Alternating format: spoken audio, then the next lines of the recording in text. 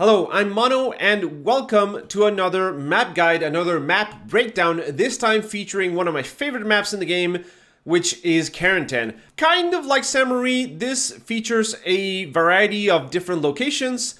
You have fields, you have hedgerows, you have a hill, and there's this massive urban environments. I really like the urban combat here in Hell Let Loose.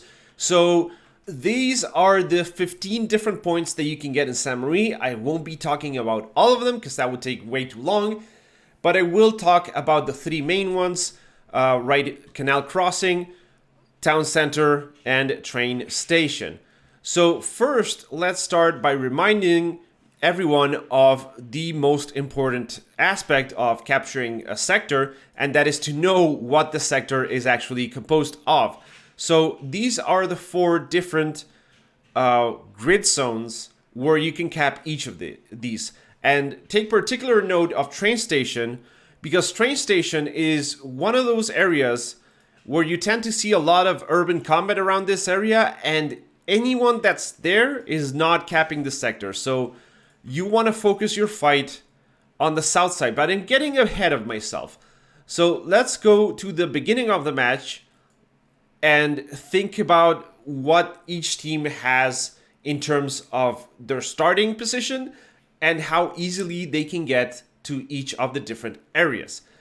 So the supply truck on the Axis side spawns around here on Rail Crossway. Now, what I recommend, a lot of people go and try and get on the tracks and drive this way, which I don't really like because driving on the tracks is just the worst experience ever.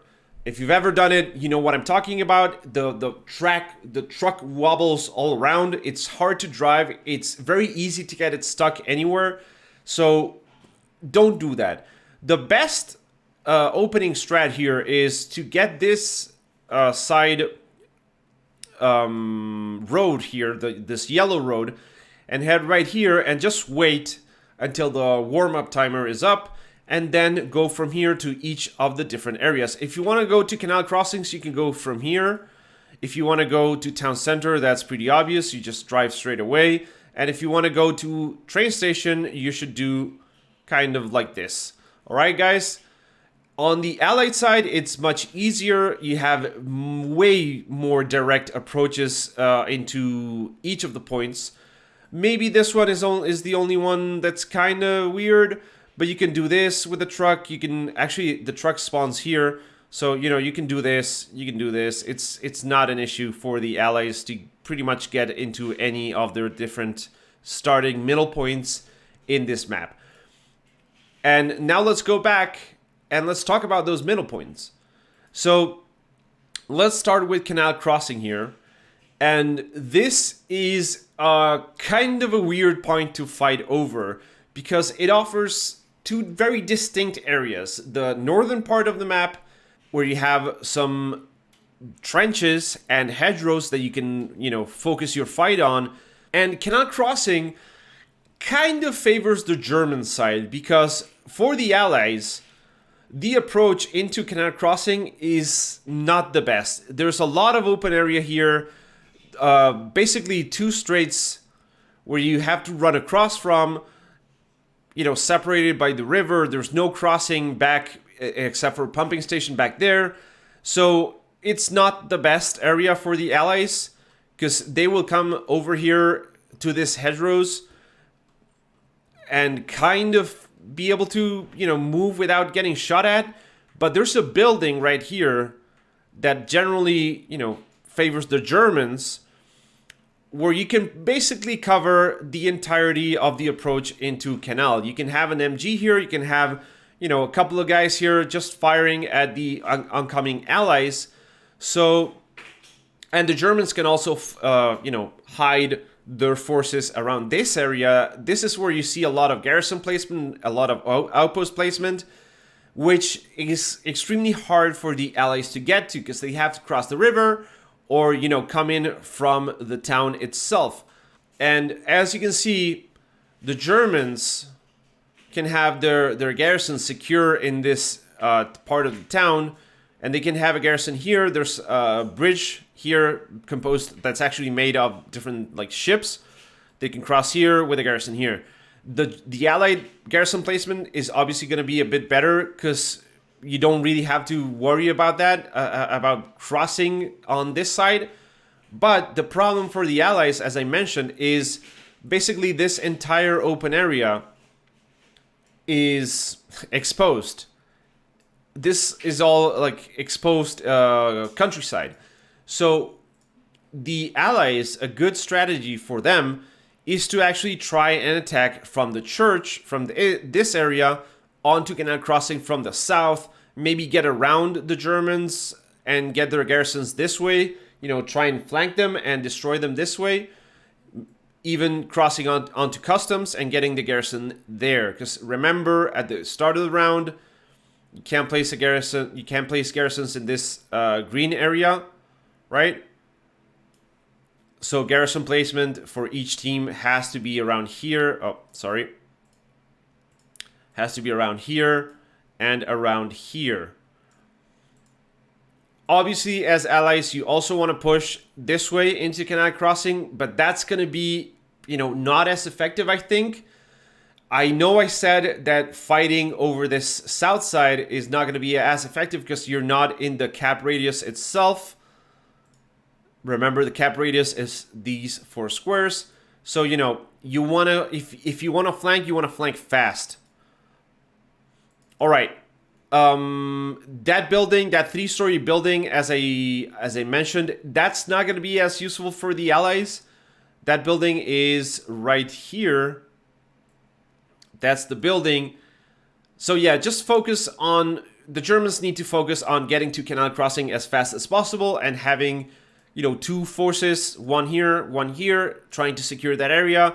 For the allies, I recommend a flanking maneuver. I think that's going to work better than just heading straight on across the open fields. Now let's get to town center, and this is a really, really tough one. Because town center, church is one of the most important aspects of control in terms of this strongpoint. Let me tell you why. So church can gain you access into town center across different flanks, and it can become really, really hard to be able to counter someone that's holding church. Because if we take a look at church, there's a big courtyard. So if your forces dominate this area, it can be really hard for the enemy to fight back.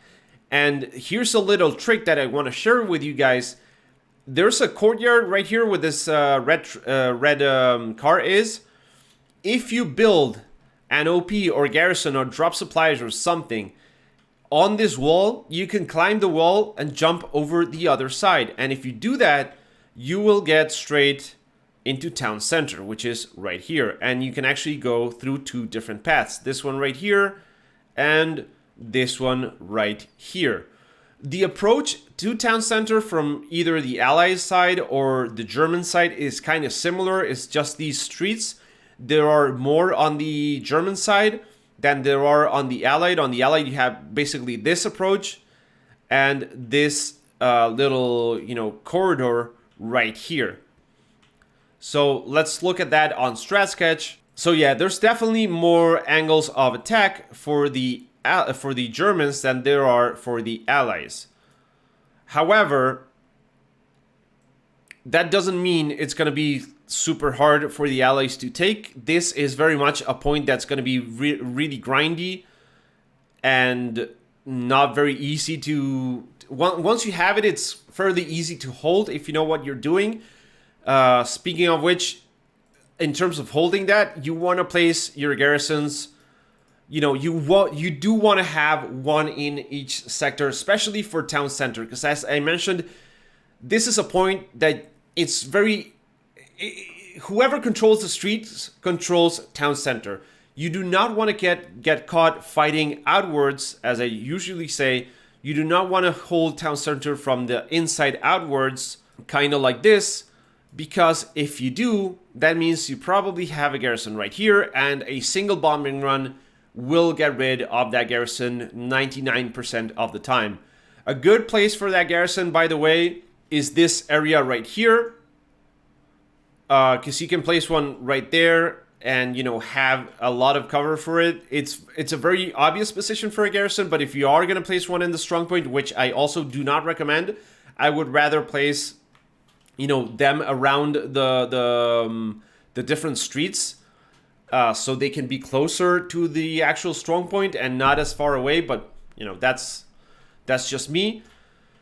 But yeah, holding the different streets is the way to control town center. Now, what happens once town center has fallen to the enemy and you need to take it back? Well, the answer is smoke, and a lot of it. You want to drop smoke as much as you can down these streets to block your movements.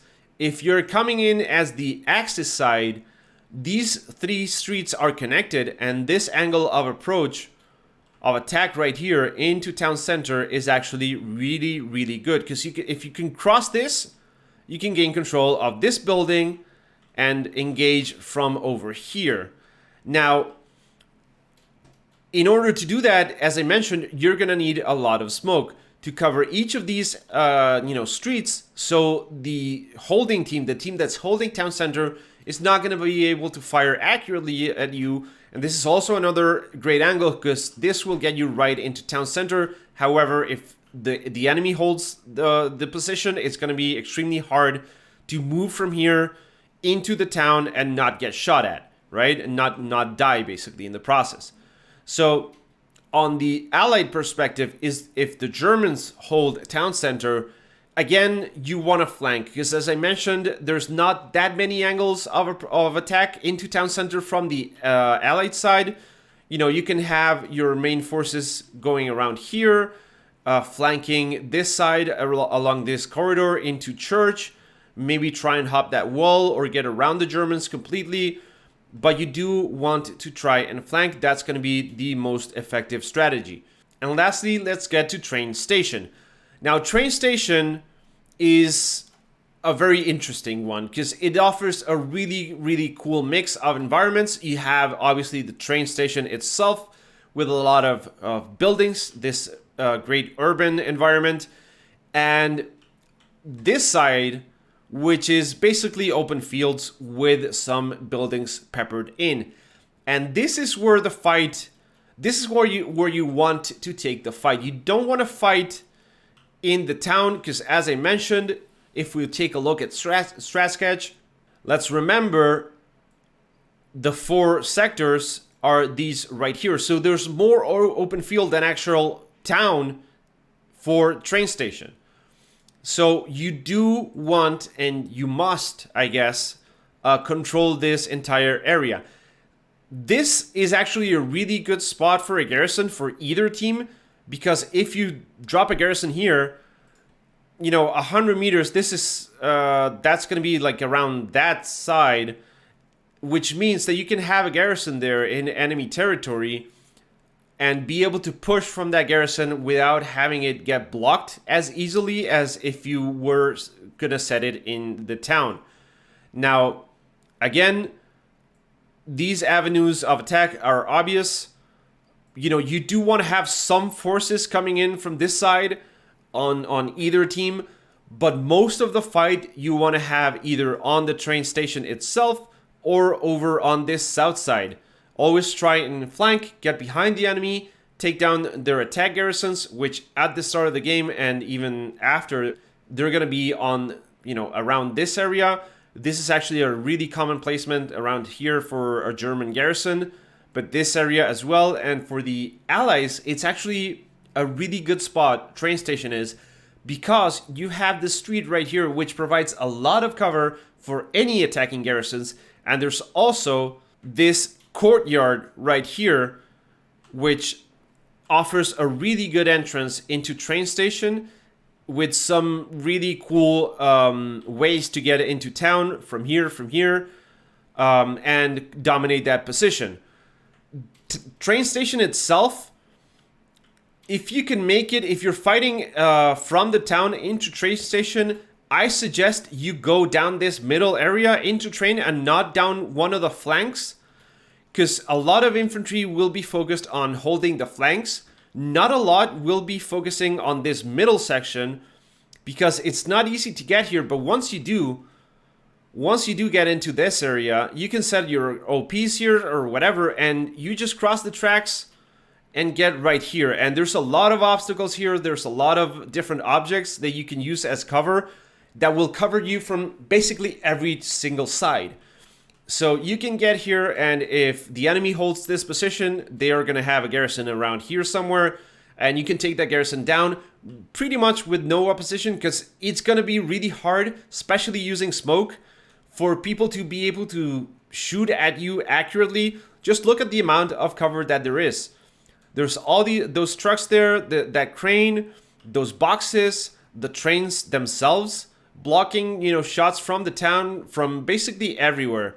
There's a lot of material here, a lot of different things. If you're running, you're crouching, look at that. There's not going to be a lot of angles here. It looks like it's really open, but it's actually not. If I'm here, really the only people that are going to be able to shoot me are from there and over there, but that's my team. If I'm coming in from the axis. So this is a really good, that's a good angle of attack. And that south side is also a great angle.